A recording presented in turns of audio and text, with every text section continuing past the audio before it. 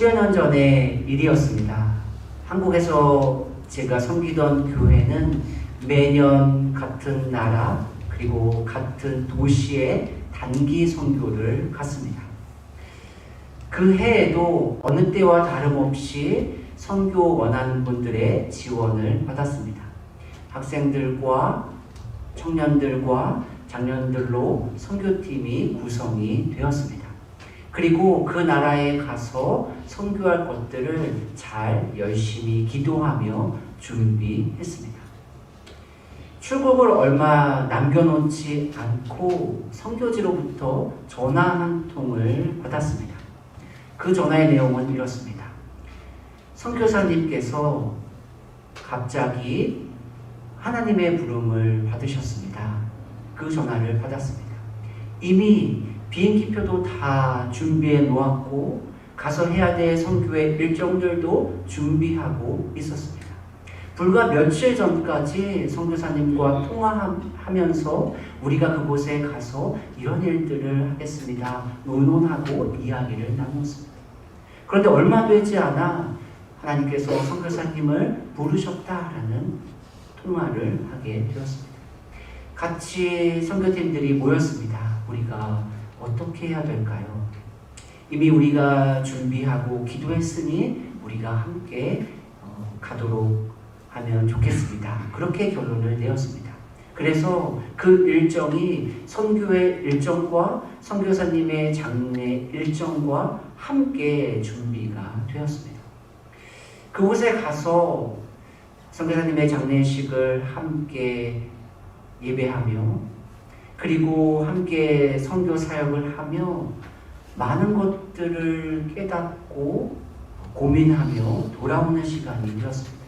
그때가 제가 이제 목사 한 수를 얼마 두지 않고 갔던 선교 여행이었습니다.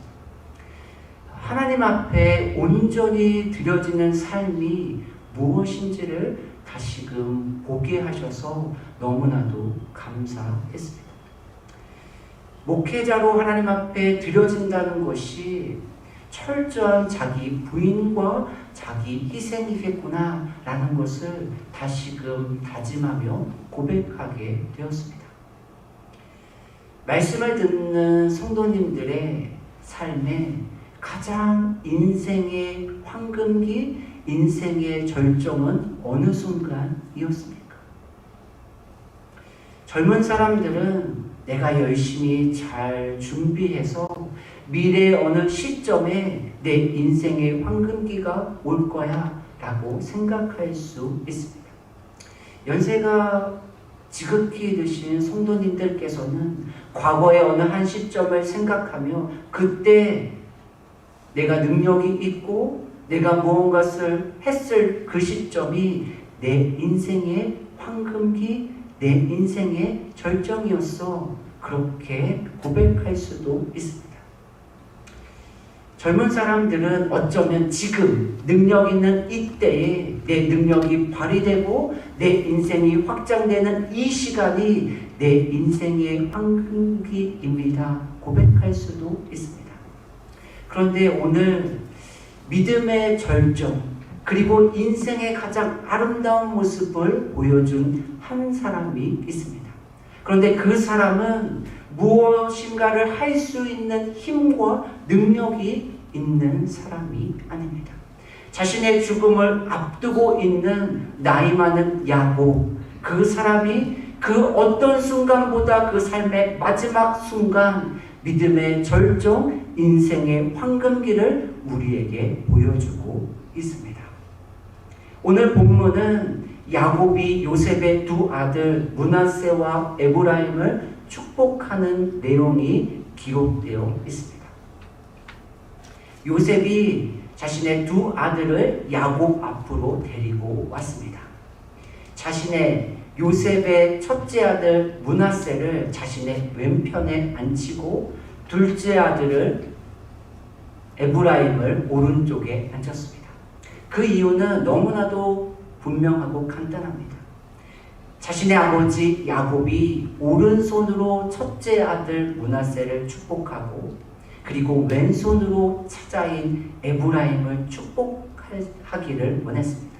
그러니까 요셉의 입장에서는 아버지를 배려해서 첫째를 왼쪽에 둘째를 오른쪽에 앉혔습니다. 쉽게 이렇게 축복할 수 있도록 배치했습니다. 그런데 갑자기 요셉의 기대와 다르게 아버지 야곱이 예상하지 못했던 행동을 합니다. 그것이 창세기 48장 14절입니다. 이스라엘이 오른손을 펴서 차남 에브라임의 머리에 얹고 왼손을 펴서 므낫세 머리에 얹으니 므낫세는 장자라도 팔을 엇바꾸어 얹었더라. 야곱은 오른손으로 찾아 에브라임을 그리고 왼손으로 장자 므낫세를 축복하려고 합니다. 이를 본 요셉의 마음이 불편했습니다. 그래서 아버지에게 이렇게 요청합니다. 창세기 48장 17절입니다. 요셉이 그 아버지가 오른손을 에브라임의 머리에 얹은 것을 보고 기뻐하지 아니하여 아버지의 손을 들어 에브라임의 머리에서 므낫세의 머리로 옮기고자 하여 18절입니다. 그의 아버지에게 이르되 아버지여 그리 마옵소서. 요셉이 아버지에게 요청합니다. 아버지, 내 마음이 불편합니다.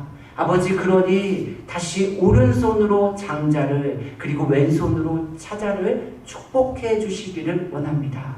그렇게 요청하고 있습니다. 요셉이 이렇게 요청하는 이유는 너무나도 분명해 보입니다. 창세기 48장 10절입니다.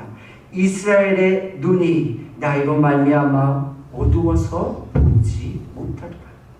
성경은 분명하게 야곱의 눈이 어두워서 형체를 잘 알아보지 못하고 있다고 말씀하고 있습니다.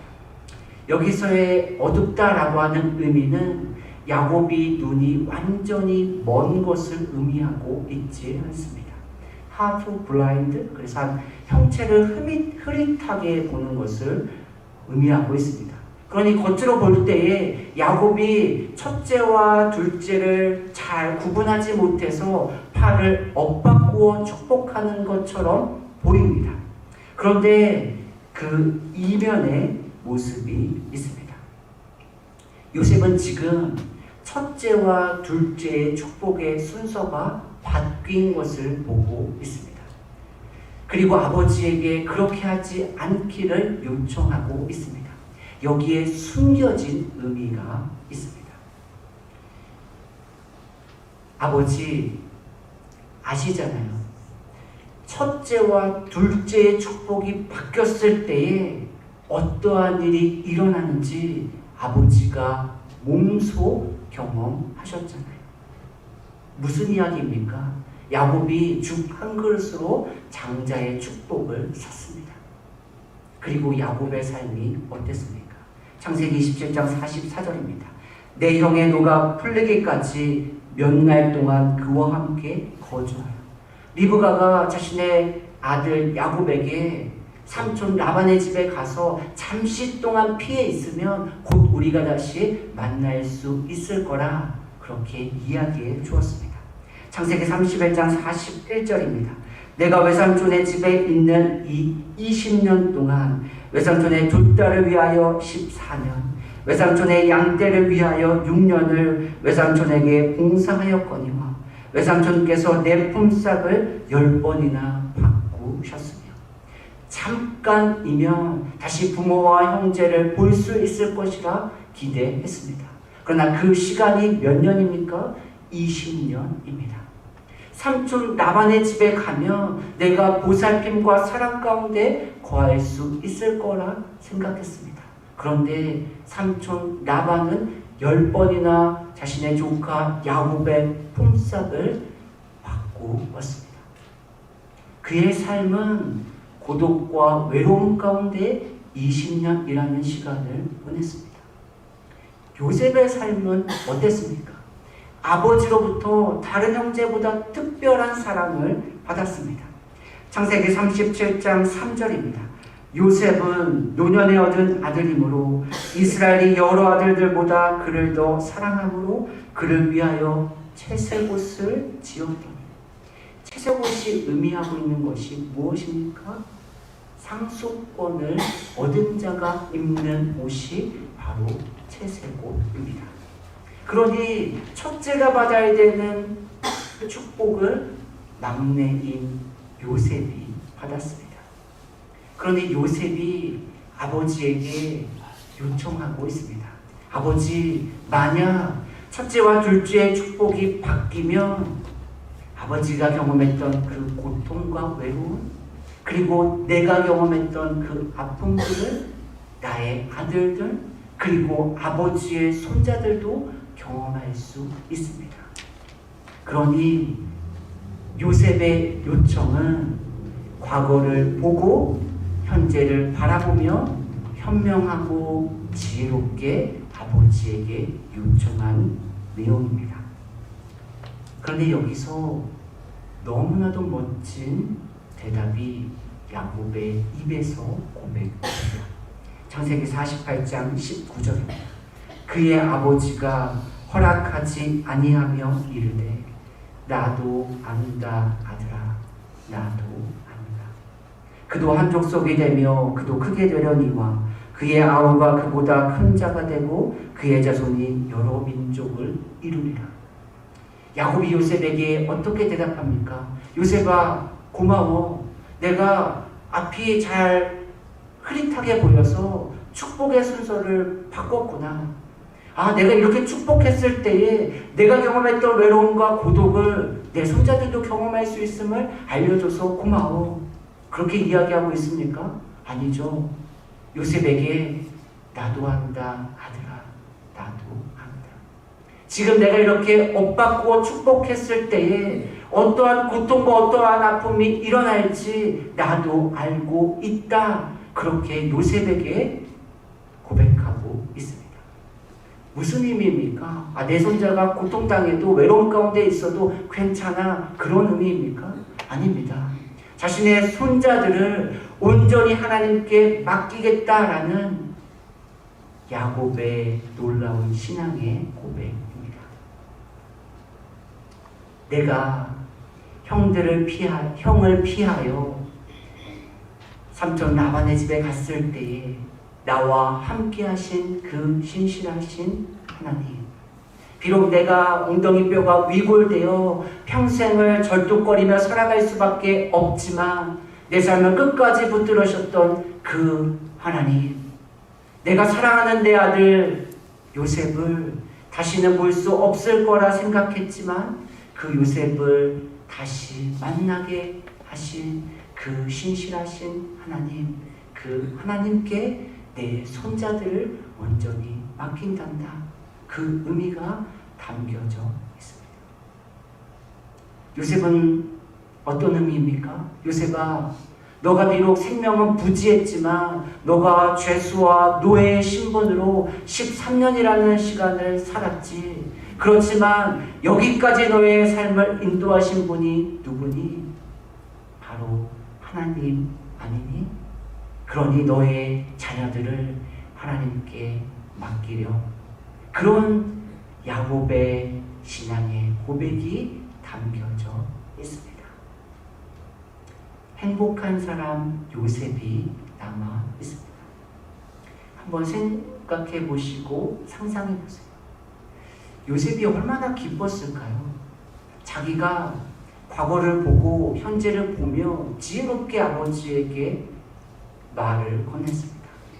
그런데 아버지께서 요셉을 향하여 나도 안다 아들아 나도 안다.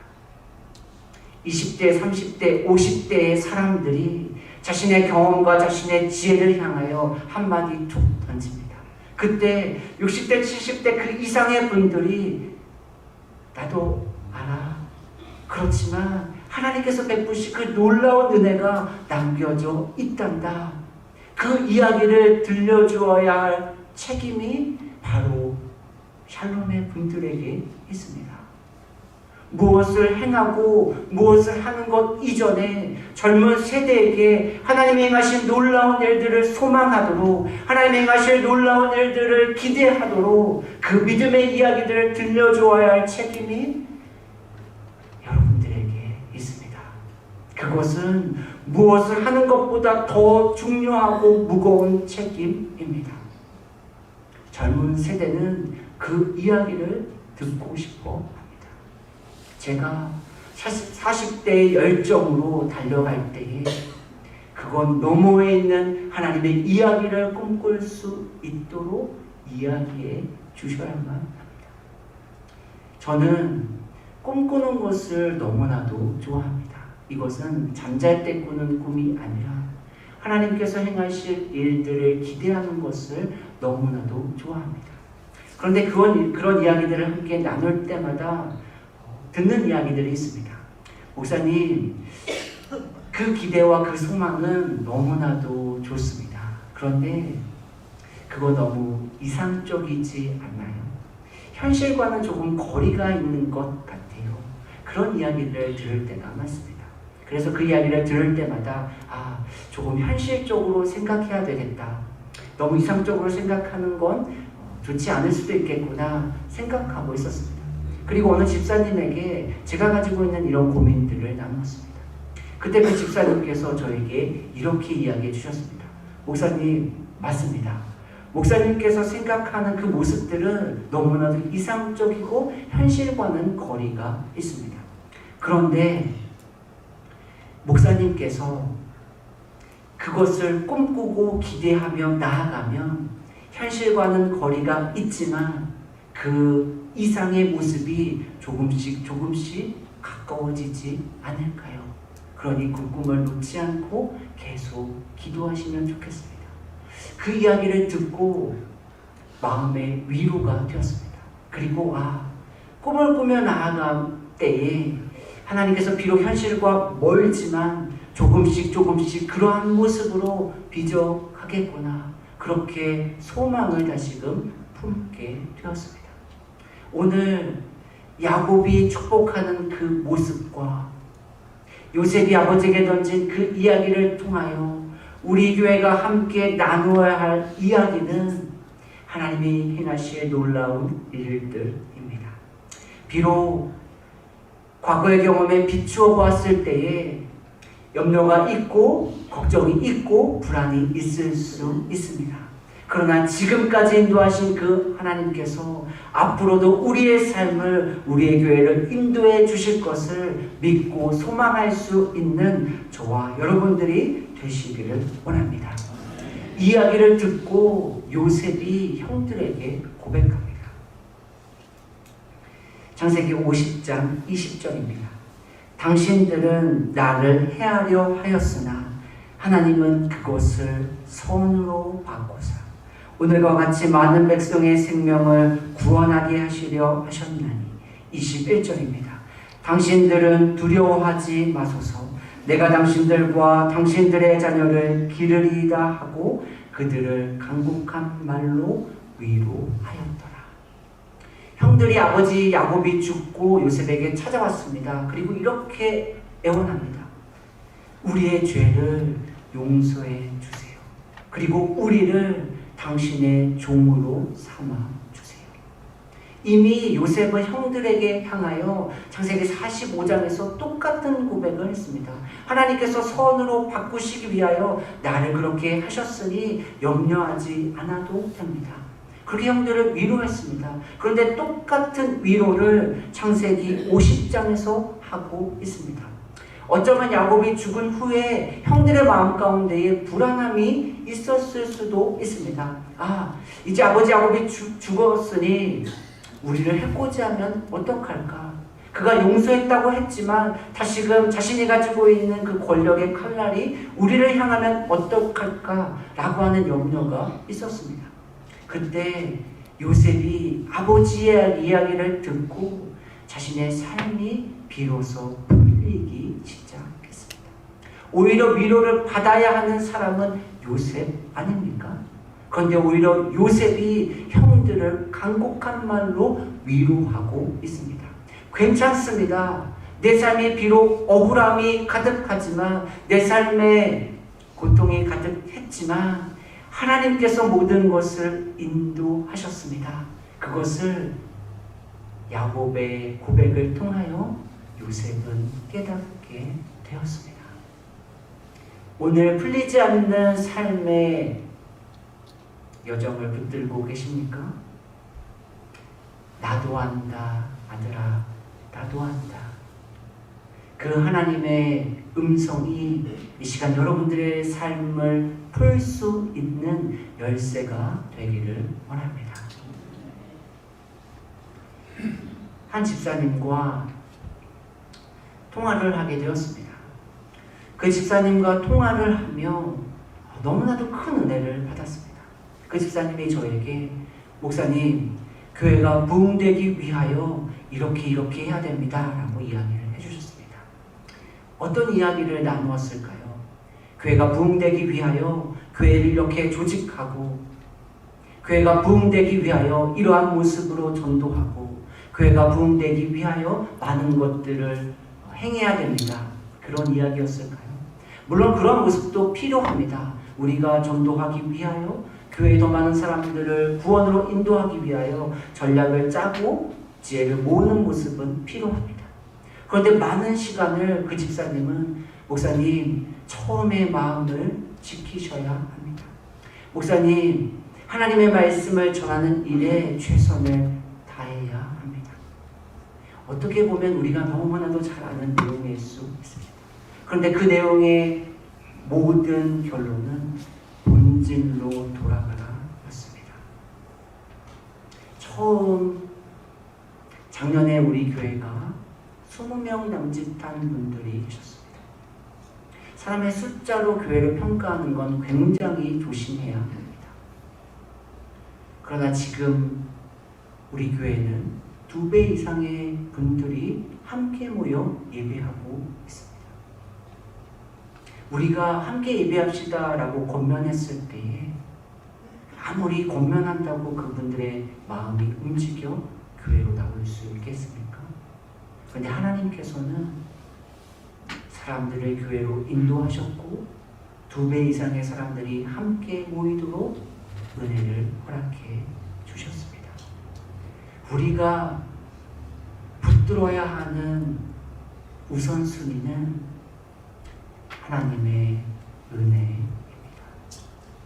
지금까지 인도하셨던 그 하나님께서 여전히 우리의 삶을 붙드시고 우리의 교회를 붙드시는 그 한 가지 사실을 우리가 온전히 붙들 때에 하나님께서 우리의 교회를 붙드시고 우리의 삶을 인도하여 주실 줄 믿습니다. 우리는 늘 조심해야 합니다. 이제 우리가 한 발짝 내딛었기에 우리도 모르는 사이에 처음의 마음, 하나님만을 붙들었던 마음들, 하나님의 은혜만을 붙들었던 마음들, 하나님이 아니면 이 문제를 해결할 수 없습니다 라고 했던 간절한 마음들이 식어질 수 있습니다.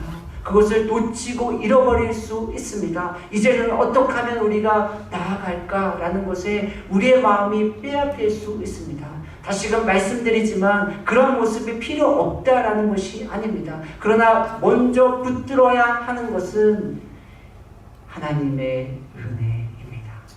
하나님의 말씀입니다. 그렇게 하나님의 말씀을 붙들고 우리가 하나님의 나라를 위하여 발걸음을 옮길 때에 하나님께서 하나님의 일들을 행하여 주실 줄로 믿습니다. 그러할 때에 우리가 상상하고 기대하지도 못했던 놀라운 일들을 하나님께서 행하실 줄로 믿습니다. 그래 우리 안에 어떠한 이야기들이 나누어질 때에 나도 안다, 나도 안다. 우리 하나님이 행하실 놀라운 일들을 소망합시다. 그렇게 함께 고백하며 그러한 이야기들을 나눌 수 있는 저와 여러분들 우리 교회가 되기를 예수님의 이름으로 축복합니다. 아멘. 기도하겠습니다. 아버지 하나님 감사합니다. 때로는 우리가 알고 있는 지식이, 우리가 가지고 있는 경험이 우리의 발목을 잡을 수도 있습니다. 그러할 때에 우리가 하나님이 하실 놀라운 일들을 기대하는 모습으로, 하나님이 행하실 놀라운 일들을 소망하는 방향으로 나아갈 수 있도록 인도하여 주옵소서. 젊은 세대를 향하여 믿음의 이야기들, 하나님이 행하실 놀라운 일들을 이야기해 줄 수 있는 우리 권사님, 장로님들이 될 수 있도록 주께서 축복하여 주시옵소서. 우리 젊은 세대들은 그 어떤 이야기보다 하나님의 행하신 그 놀라운 일들의 이야기를 듣는 것에 마음을 집중할 수 있도록 인도하여 주시옵소서. 그래 우리 공동체가 하나님이 행하신 놀라운 일들을 이야기해주고 그 이야기를 듣는 아름다운 공동체가 되어질 수 있도록 축복하여 주시옵소서. 감사드리며 예수님의 이름으로 기도합니다. 아멘.